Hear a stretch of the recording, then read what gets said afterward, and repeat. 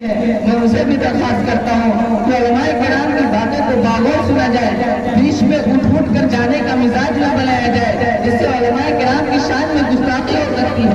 کہتے ہیں کہ اگر آپ کو بات سمجھ میں نہیں آ رہی ہے تب بھی آپ ادب کے لیے بیٹھے رہیں، اٹھ کر جانے کا ماحول نہ بنائیں۔ تو آئیے حضرات، ہم پہلے مقرر کی حیثیت سے استاد الاساتذہ حضرت مولانا ابراہیم صاحب دامت برکاتہ العالیہ کو دعوت دیتا ہوں۔ استاد میں سب روکانیہ گوڑا کہ حضرت تشریف لائیں اور اپنے مواعظ حسنہ سے ہم تمام سامعین کو مستفیض فرمائیں۔ بسم اللہ الرحمن الرحیم، الحمدللہ رب العالمین، والصلاة والسلام علی سید الانبیاء والمرسلین وعلی آلہ وصحبہ اجمعین، اما بعد، اعوذ باللہ من الشیطان الرجیم، بسم اللہ الرحمن الرحیم، لقد کان لکم فی رسول اللہ اسوۃ حسنہ۔ محترم حضرات، آپ سبھی حضرات بہت بہت مبارکباد کے مستحق ہیں کہ حضور اقدس صلی اللہ علیہ وسلم، محسن انسانیت صلی اللہ علیہ وسلم کی یاد میں آپ لوگوں نے ایک نشست کا انعقاد کیا۔ یہ آپ کے مدرسے کی روایت بھی رہی ہے، خوشی ہے، اور اس روایت میں آپ نے بچوں کو شامل کیا، یہ اور خوشی کی بات ہے۔ ایسے موقع پر میں سمجھتا ہوں کہ یہ پروگرام اور جامع ہونا چاہیے۔ آئندہ آپ ایک مشورہ ہے کہ ربیع الاول کے موقع پر حضور اقدس صلی اللہ علیہ وسلم کی سنتوں اور آپ صلی اللہ علیہ وسلم کی زندگی، آپ صلی اللہ علیہ وسلم کے اخلاقیات کے تعلق سے کچھ سوالی مقابلہ بچوں میں کرانا چاہیے، تاکہ ان کے ذہن میں ابتدا ہی سے حضور اقدس صلی اللہ علیہ وسلم کی اخلاقیات بیٹھ جائے۔ یہ بہت خوشی کی بات ہے کہ آپ بچوں سے یہ پروگرام کرا رہے ہیں، بچوں کی موجودگی میں کرا رہے ہیں۔ جمعیت العلماء یکم ربیع الاول ہی سے پورے ضلع میں بہت سادگی کے ساتھ حضور اقدس صلی اللہ علیہ وسلم کی سیرت پر پروگرام کرا رہی ہے، اور یہ سمجھیے کہ اس کی آخری کڑی یہ پروگرام ہے۔ آج یہ جمعیت العلماء کا روزہ جو ہے پروگرام جو قسطوں میں ہوا ہے، یہ روزہ آخری قسط تھی، یہ آخری پروگرام والعبرۃ بالاختتام کے تحت سمجھو کہ یہ اعتبار جو ہے اختتام کا ہوتا ہے۔ آپ اور زیادہ جو ہے شرف کے مستحق ہیں۔ ہمارے پاس بہت اچھے اچھے مقررین ہیں، وہی بیان کریں گے۔ یہ جمعیت کے ذمہ داران میں اس وقت حافظ شاہ صاحب بھی ہیں، ان کی والدہ کی طبیعت خراب ہے، اللہ تعالیٰ انہیں شفائے کامل عاجل نصیب فرمائے۔ آپ لوگوں نے ہمیشہ جمعیت نے جب بھی کوئی اپیل کی ہے تو آپ لوگوں نے بڑھ چڑھ کر حصہ لیا ہے۔ بلرام پور سیلاب زدگان کے لیے آپ نے فوری طور پر بہت تتکال میں ایک خطیر رقم اور کرنے کی جو ہے امداد پہنچائی ہے، اللہ تعالیٰ آپ کو اس کا اجر نصیب فرمائے۔ حضور اقدس صلی اللہ علیہ وسلم کی زندگی کا سب سے اہم پہلو جو کہہ لیجیے وہ انسان کو انسان تھا۔ انبیاء کرام علیہ السلام جتنے انبیاء کرام مبعوث کیے گئے ہیں صرف دو غرض ہیں۔ ایک تو انسانیت کو اللہ سے جوڑ دیا جائے، وہ انسان کی پیشانی صرف ایک کے سامنے چھوڑے، اللہ تعالیٰ کے سامنے چھوڑے۔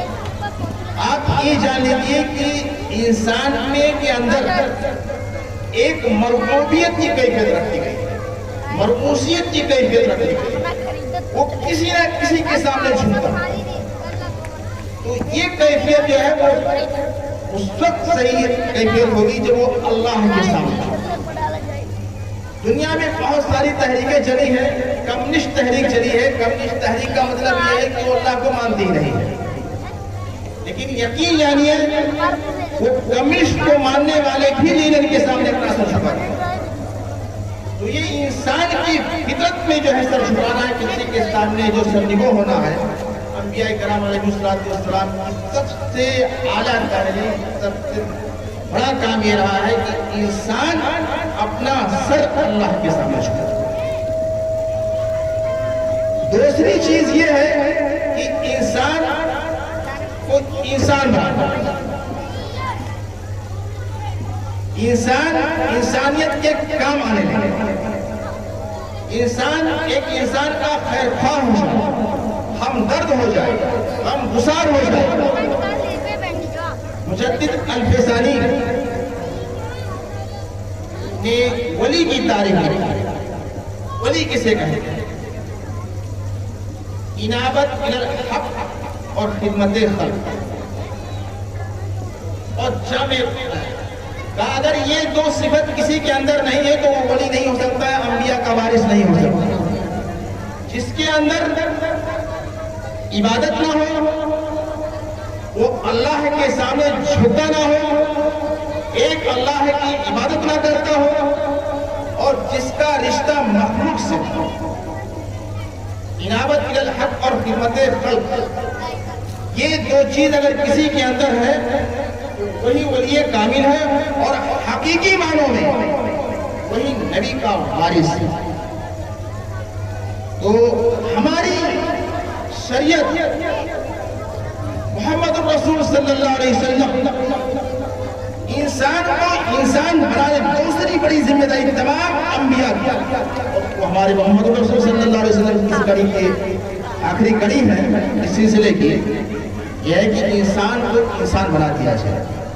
آپ وہ منظر دیکھتے جب حضور اقدس صلی اللہ علیہ وسلم کو اس دنیا میں مبعوث کیا, کوئی بھی برائی ایسی نہیں تھی جو اپنے عروج پر ظلم, زیادتی, بدکاری, بےایمانی, قتل و غارت کری, کوئی نظام نہیں, کوئی سسٹم نہیں. جس کے اندر طاقت تھی وہی کرتا تھا, جس کی لاٹھی اس کی بھینس. ایران, روم, یہ دو امپائر اس وقت تھے اور انہی کی چلتی تھی پوری دنیا میں. ایران میں ایک شخص پیدا ہوا مستق, اس نے یہ تحریک چلائی کہ دو چیز مشترک, وہی تحریک لیڈر نے چلائی. دو چیزیں مشترک ہیں, ایک مال اور ایک عورت.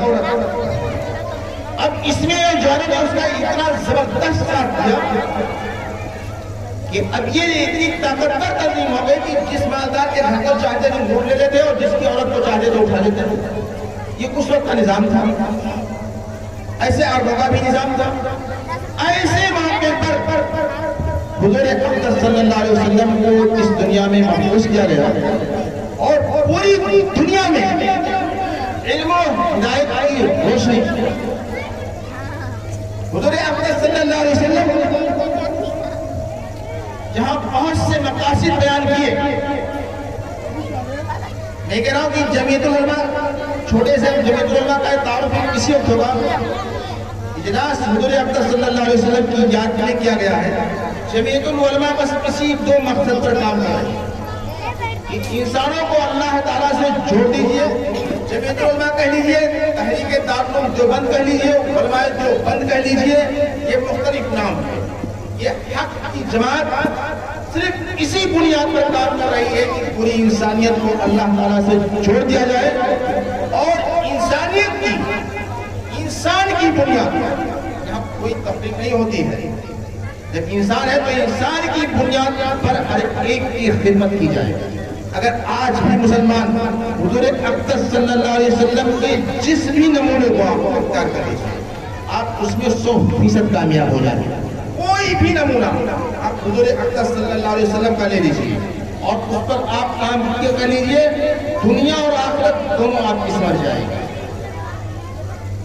اسی ایک انسانیت کی خدمت کو آپ لے لیجیے. ہمیں انسانیت کی خدمت کرنی ہے, انسانیت کے کام آنا. آپ دیکھیے آپ کی حیثیت کیا ہوگی دنیا میں, ہر ایک کی نگاہ میں آپ محبوب ہو جائیں گے. آپ ہر ایک کے لیے مفید بنیں, مضر نہ بنا. اگر آپ فائدہ نہ پہنچا پائے تو نقصان نہ پہنچا.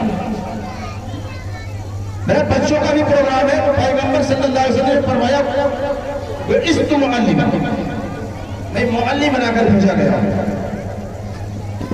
آپ جان لیجیے, یہاں سے آپ دیکھیے حضور اقدس صلی اللہ علیہ وسلم ابھی پیٹ میں ہے کہ والد نامدار کا انتقال ہو جاتا ہے. 6 سال کی عمر ہوتی ہے, ماں کا بھی انتقال ہو جاتا ہے, ماں اس دنیا سے چلی جاتی ہے. ایک یتیم بچہ, آپ جان لیجیے کہ اس ماحول اور معاشرے میں کیا کوئی یہ سوچ سکتا تھا کہ یہ پرورش پانے والا بچہ وہ ہوگا جو پوری دنیا میں سب سے اشرف ہوگا, سب سے مؤثر ہوگا, جناتوں اور انسانوں کا سردار ہوگا. وہ بچہ ہے جس کے طفیل میں زمین و آسمان بنایا گیا. کوئی نہیں سوچ سکتا کہ اللہ تعالیٰ کیا باتیں کی. لیکن وہی بچہ آج ہم آپ صلی اللہ علیہ وسلم کے تذکرے سے اپنے آپ کو سکون پہنچا رہے ہیں. اور دنیا میں کوئی سیکنڈ ایسا نہیں گزرتا, منٹ تو چھوڑ دیجیے, کوئی سیکنڈ ایسا نہیں گزرتا ہے کہ حضور اقدس صلی اللہ علیہ وسلم کا نام نہایت عظمت اور احترام کے ساتھ بنا لیا جائے. تو یہ بچے آپ کے ہیں, اسی سردار انبیاء کے امتی ہیں, اسی سردار انبیاء کے امتی ہیں. اس کے نائب, اس کے خلیفہ, اس نبی کے خلیفہ بن سکتے ہیں. آپ ان بچوں کو ویسے ہی تلاش کیجیے. حضور اقدس صلی اللہ علیہ وسلم کی نقش قدم پر ان کو چلائیے. حضور اقدس صلی اللہ علیہ وسلم کی تعلیم ان کے رگو ریشے میں دماغ میں پیوست کیجیے. ایک ایک سنت کا پابند بنائیں اور انہیں یہیں تک نہیں, نبوت کا علم, نبی کا وارث بننے کے لیے, نبی کا نائب اور خلیفہ بننے کے لیے جن علوم کی ضرورت ہوتی ہے علوم تک گہرائی اور گہرائی تک ان کو جو پڑھانے کا قصد ہے. انہیں حافظ بنائیے, عالم بنائیے, بڑے مدرسوں سے ان کی فراغت کیجیے. قرآن و حدیث میں ایک گہرائی کے ساتھ جو ہے علم رکھنا خاتمہ ہے. اور پھر اس کے علاوہ ہر میدان میں جائے, کوئی بھی میدان ہے. آپ یہ جان لیجیے جب ہم بات کرتے ہیں اسلام کا, آپ اسلام کو کسی شعبے میں محدود نہ کیجیے. اسلام صرف عبادت کا نام نہیں ہے, اسلام صرف تلاوت کا نام نہیں ہے, اسلام صرف روزے کا نام نہیں ہے. اسلام دنیا کے جتنے شعبے ہیں وہ سب کا نام اسلام. حضور اقدس صلی اللہ علیہ وسلم نے بتایا ہے اس کے مطابق عمل کرنا یہ بھی اسلام ہے. آپ کاروبار کیسے کریں یہ بھی اسلام ہے. کہ آپ دوسرے کے ساتھ برتاؤ کیسے کریں یہ بھی اسلام ہے. یہ بھی ایمان کا ایک جز ہے کہ آپ دوست کے ساتھ برتاؤ کیسے کریں, اچھے اخلاق کیسے پیش کریں. ان سب کی تعلیم, ان کے وسائل آپ کو اختیار کرنا یہ آپ کی ذمہ داری ہے. اگر آپ سچے اس امتی اور امت کے سچے خادم بن سکتے ہیں اپنے آپ کو ہر میدان کا اہل بنائیے, ہر میدان میں اپنے آپ کو کھپائیے اور ہر میدان میں اپنی ضرورت بار کرائیے کہ میری ضرورت ہے اس میں. آپ اپنے بچوں کو اسلامی نہج پر ڈھال کر, اسلامی نہج پر ڈھال کر آپ میڈیکل سائنس میں لے جائیے, دوسرے میدان میں لے جائیے, اور اسی بنیاد پر خیر خواہانہ بنیاد پر انسانیت کی خدمت سے آپ دیکھیے اس کا نتیجہ کیا ہے. ہماری ایک بہت بڑی کمزوری یہ ہے کہ ہم بے دست و پا ہو گئے ہیں اور اس کے بعد دوسروں پر الزام رکھتے ہیں. بے دست و پا ہو کر دوسروں پر الزام رکھتے ہیں کہ دوسرے ہمارے ساتھ انصاف نہیں کر سکتے ہیں. انسانیت کے مزاج میں ظلم زیادہ ہے. وَالظُّلْمُ مِنْ شِأَمِ الْمَرْءِ فَإِنْ يَكُنْ ذَا عِفَّةٍ فَلِعِلَّةٍ لَا يَسْلِمُ. ان کے فطرت میں ظلم ذاتی ہے، اگر کوئی ظلم نہیں کر رہا ہے تو کوئی ہماری جو کوئی رکاوٹ ہے، ان قواعد اور رکاوٹ میں سے ایک آئندہ جو ہے خدا کا خوف ہے، خدا کا خوف ہے، دنیا کا خوف ہے، ان وجہ سے ظلم نہیں کر رہا ہے۔ انسان ایک اللہ ایک بندہ ہو گیا، وہ ظلم سے رک گیا، یا دنیاوی طاقت کے خوف میں آ کر ظلم سے رک گیا؟ تو ظلم انسان کی فطرت میں ہے، اس کے روکنے کی ذمہ داری آپ ان ظلم ذاتی کو روکیں، اور ان ظلم ذاتی کو روکنے کے لیے آپ کو ہر میدان میں سرگرم ہونا پڑے گا، متحرک ہونا پڑے گا۔ ہر میدان میں فائق صلاحیت آپ کی چاہیے، چاہے وہ دین کا میدان ہو، علم کا میدان ہو، سائنس کا میدان ہو، کاروبار کا میدان ہو، جو بھی میدان ہو، اس میدان میں آپ کی برتری چاہیے، تب آپ اپنی بات کسی سے منوا سکتے ہیں۔ کسی کی بات کوئی 3 بنیادوں کو سنتا ہے بجا لیجیے، اگر یہ 3 بنیاد نہیں ہے تو اس کی بات کوئی سنتا نہیں ہے۔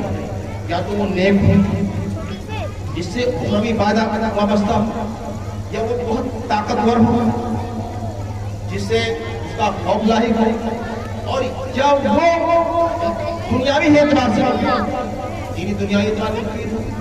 تو یہ چیزیں جب ہوں گی تب آپ اپنی بات کسی کو منوا سکتے ہیں۔ آپ میں یہ تینوں نہیں، ہم نیک بھی نہیں ہیں، دوسرے کے لیے مفید بھی نہیں ہے، اور ہمارے اندر کوئی حیثیت بھی نہیں ہے۔ اس وجہ سے ہماری باتیں دنیا نہیں سن پا رہی ہے۔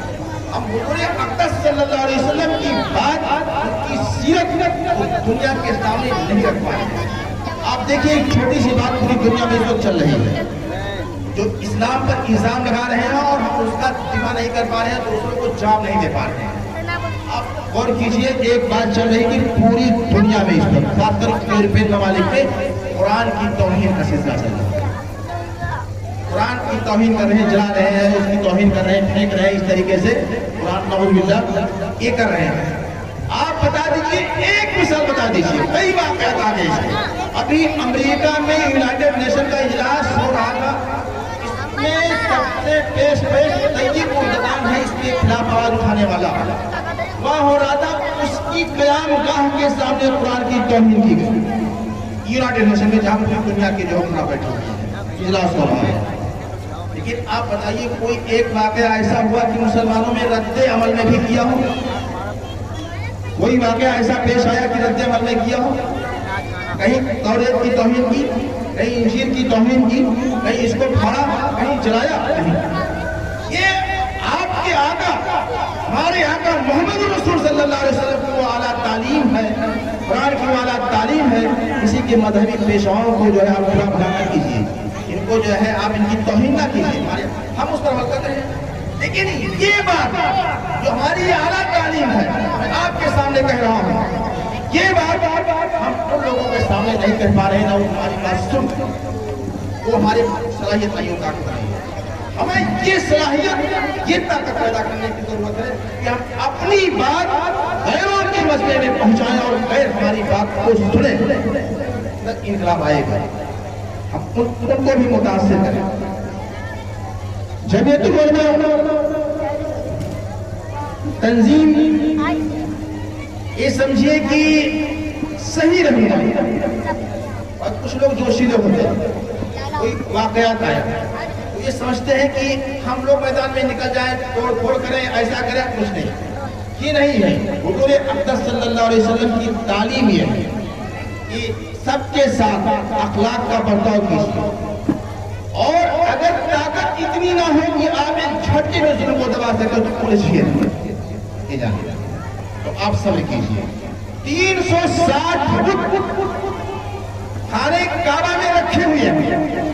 میں بتایا ابھی کہ حضور اقدس صلی اللہ علیہ وسلم کا سب سے بڑا ہدف، سب سے بڑا مقصد یہ تھا وحدانیت، کلمہ لا الہ الا اللہ کو لوگوں کے دلوں میں جاگزی کرتے ہیں۔ 360 خانے کعبہ میں رکھے ہوئے ہیں، اور 13 سال تک پیغمبر صلی اللہ علیہ وسلم نے ان کو نہیں چھیڑا، دعوت دیتے رہے، ایک کو خانے کعبہ سے نہیں نکالا 13 سال تک کسی نے، کیوں؟ حالات نہیں تھا۔ اور جب مکہ فتح ہو گیا تو انہیں کو جو ہے ایک ایک کو جو ہے نکال کر باہر کیا۔ اب اپنے اخلاقیات سے تعلیم دیجیے. اگر آپ کہیں بھی الجھنے کے بجائے آپ صبر کر لیجیے. جمعیت علماء کی ایک بہت بڑی یہ تحریک ہے، علماء دیوبند کی ایک بہت بڑی یہ دعوت ہے کہ آپ کہیں بھی الجھنے کے بجائے آپ صبر کر لیجیے. جو الجھنا ہے وہ آپ جو الجھنا آپ صبر کر لیجیے، کہیں وہ خود الجھ جائے گا اور وہ تباہ ہو جائے گا. تو ہم صبر کے ساتھ جمعیت کی جو تحریک ہے، خدمت خلق، خدمت انسانیت، خیر خواہی، بھلائی، اس پر کام کریں اور حضور اقدس صلی اللہ علیہ وسلم کے دامن کو مضبوطی سے تھام لیں. حضور اقدس صلی اللہ علیہ وسلم کی ایک ایک سنت پر عمل کریں. یہ ہماری کامیابی کی ضمانت ہے. اور ایک تحیہ کر کے نکلے، بس آخری اپیل ہے کہ اپنے بچوں کو، ٹھیک ہے، میں کبھی بتایا کہ دین ایک شعبے میں نہ محدود کیجیے. اپنے بچوں کو اعلیٰ سے اعلیٰ تعلیم دیں. آپ سستا کپڑا پہن لیجیے، بچوں کی تعلیم سے مفاہمت نہ کیجیے. آپ بلڈنگ بنانے کے بجائے آپ معمولی جھوپڑی میں رہیے، لیکن بچوں کی تعلیم سے سمجھوتا نہ کیجیے. آپ مہنگی گاڑی خریدنے کے بجائے وہ رقم آپ اپنے بچوں کی تعلیم پر لگائیے. ہم دیکھ رہے ہیں کہ جو رقم آپ اپنے بچوں کی تعلیم پر خرچ کرتے ہیں وہ آپ خرافات میں خرچ کر دیتے ہیں، شادی بیاہ میں خرچ کر دیتے ہیں. بے پناہ جتنی ایک بچے کی شادی میں آپ رقم خرچ کر رہے ہیں، وہ رقم آپ اس بچے کو اعلیٰ تعلیم دلانے کے لیے خرچ کیے. ایک پیسہ شادی کریں، بہت ساری کے ساتھ آپ شادی کر دیجیے. یہ آپ کا ہدف ہونا چاہیے، یہی آپ کا مستقبل ہے. یہ بچے آپ کی جو ہے سمجھیے کہ وجود کے ضامن ہے. اگر ان بچوں پر آپ نے بہت سخت ضرورت ہے اس وقت بچوں کو اعلیٰ تعلیم سے جوڑنے کی. اللہ تعالیٰ ہمیں کہنے سے زیادہ عمل کی توفیق نصیب فرمائے.